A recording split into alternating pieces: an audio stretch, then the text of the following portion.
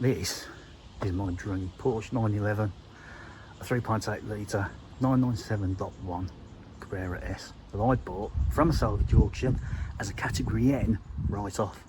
I repaired it, had it painted, I even took it to Autoline, had it inspected and had it reclassified on the HPI register.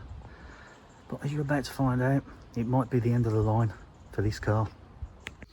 Because even though the full service history I painstakingly tracked down detailed that 10,000 miles earlier the car had had a full engine rebuild and a pre-purchase inspection just before the car had been bought by the previous owner, a little over a month before it was damaged. Well, it all went very wrong for me on my way back home one evening and stranding me at the side of the road with a major engine failure.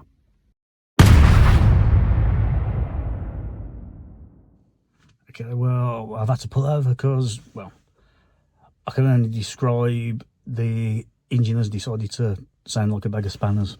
So I think I can't go any further. The engine's locked up, sounded like a bag of spanners, you know, with a load of rattling.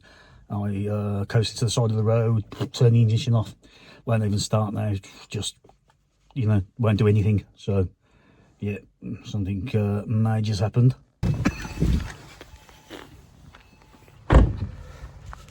Right.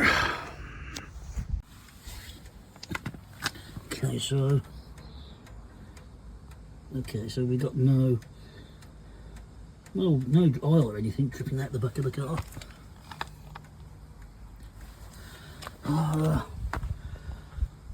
Yeah, no bits in the road.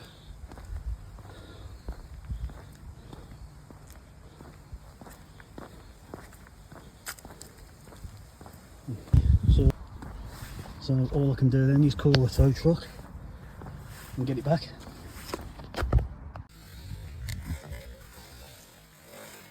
So I've pulled the old pan off, and well, what can only be described as liquid piston has come out of the oil pan. We've got a bit of piston ring there, but yeah, it's just lots of bits of metal. So, but you can't really see anything else. And the other damage, looking inside. So what we're going to do is I'm going to have to drop the engine. Drop the engine, get it out, open it up, really, see what the damage is, see if we can do anything with it. So, how am I going to get this engine out? Well, I'm doing it on a drive, so I've got a couple of quick jacks. I'll go up on the quick jacks. I've got I don't get it high enough to get the engine out from underneath, but I've got a plan there. I'll lower it with my crane, load the engine with my crane onto a apparatus which I've made, and here it is. So I've got myself a crawler, and I've got some wood that's left over from basically the decker built.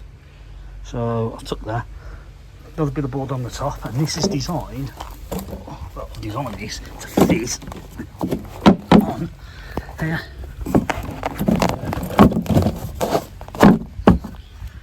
Just like that. Now the engine rests on there. I'll be able to whirl it out, whirl it onto my engine stand.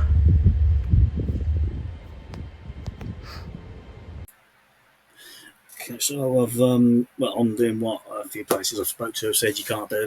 They've said, you know, you can't get a 911 engine out on your driveway. Well, I've got the quick jacks under it to get a bit of height. Got the bumper. I've got everything off the back that I can: the bumper, the crash bar, the shielding, whatever, so I can get as much as much gap between the floor and the back of the car to pull the engine out. So I've also got the engine lid off, so I can put these straps through and use the crane to help lower it. So yeah, I'll have that lowering it down, jack on the back of the gearbox as well to help it come down, you know, nice and straight. Done that, and yeah, still not quite enough height, so I've got to start taking off the intakes and everything off the the top of the engine as well, so we can just slide that out underneath. It's all got to come off, so yeah, it's no biggie, just a bit of a restricted space between the engine and the rest of the car, but yeah, not too bad. Bolting the engine was relatively easy. There's a couple of bolts at the back on the frame, a couple of bolts holding support under the gearbox, and there's a brace underneath the engine and the roll bar. Unbolt them, under the two big fat electrical connectors in the engine bay, a couple of hoses, and yeah, it comes down quite easily.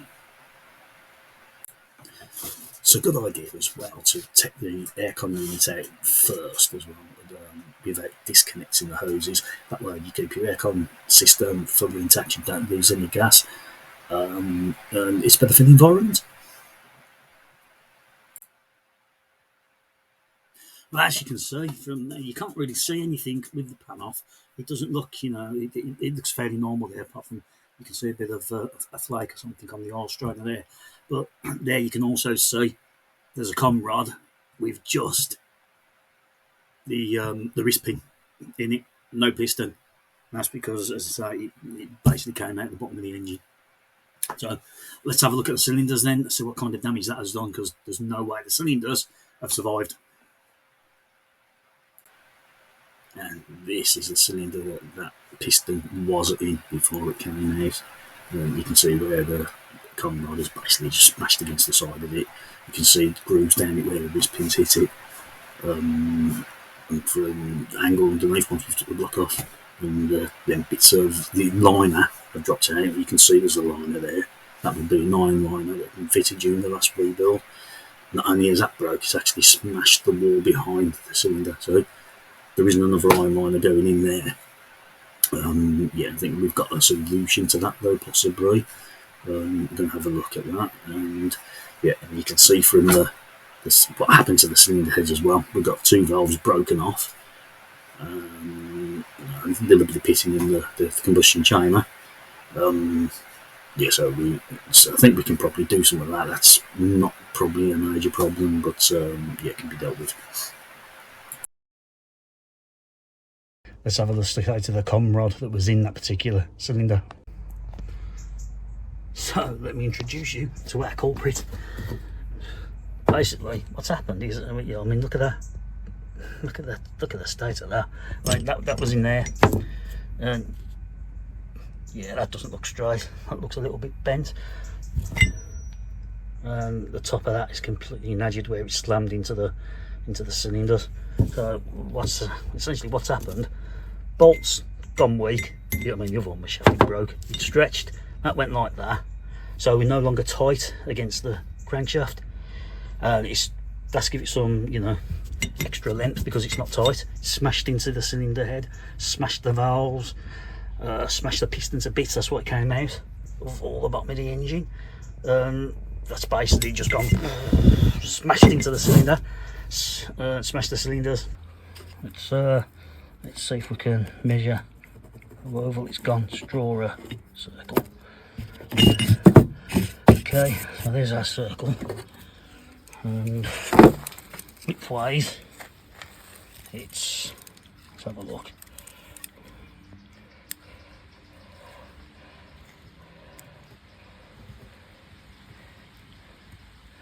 Width-wise, 4.99. What's it like this way? Well, you can already see that that's way off.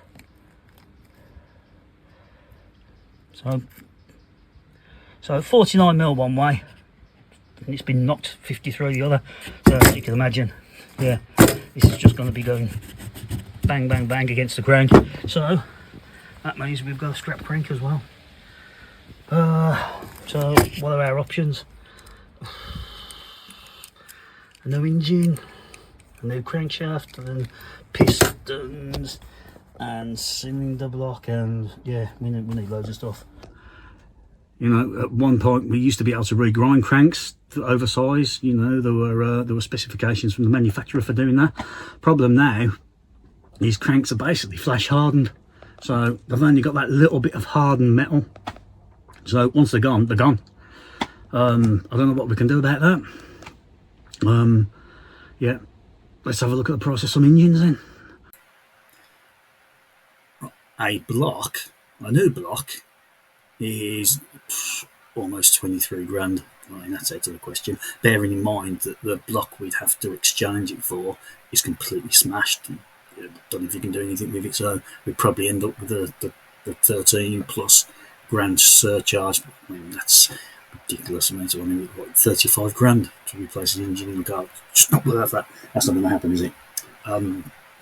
Second-hand engines then. Okay, quick look at second-hand engines. We're still looking at 17 to 18 grand.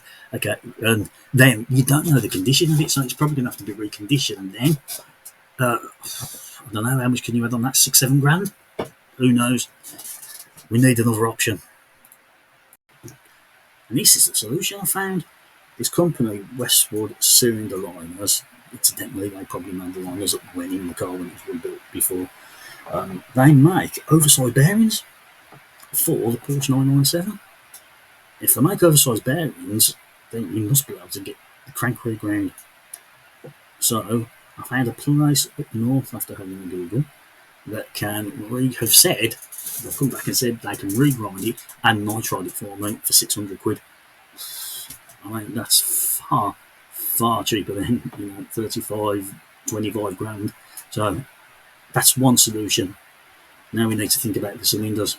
And for that, I'm going to talk to Hartec.